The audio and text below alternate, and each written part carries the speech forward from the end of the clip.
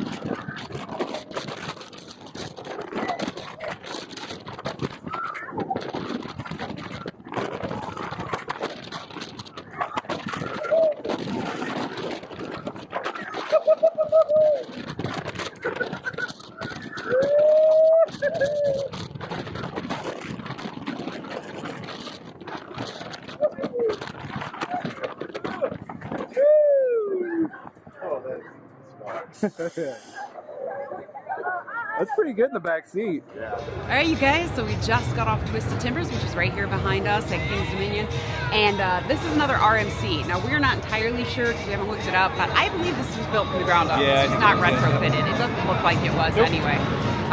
This is what, my second RMC? Have you ridden any others? Other than Steel Vengeance? Well, and the one at Dollywood. Oh, that's right. They have that lightning rod. I forgot. So this is my third RMC.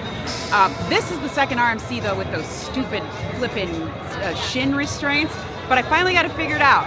So if you push your feet all the way forward while they're pushing the bar down, you then have some room to move your legs after they leave. So thumbs up. I loved this. I absolutely loved this. It's an awesome coaster. I still love riding lightning rod best. Like, it's my favorite RMC. But of the three, and I know I'm going to catch some crap for this is better than Steel Vengeance for me. A, because it's a little bit shorter. I think Steel Vengeance is about 30 seconds too long. And there's just something really fun about, you got a lot of airtime on this. A lot of bunny hills. A lot of bunny hills and a lot of twists and turns. So that makes it really, really interesting. Love this. Two thumbs up for me. I was just saying, I did ride it one more time past Shonda, and I did ride the back seat. Back seat on this thing was really amazing. Super smooth, and it just whips you through the turn at the after the first hill there. All right, so there you go. Yep. Great coaster, and ride it if you're here.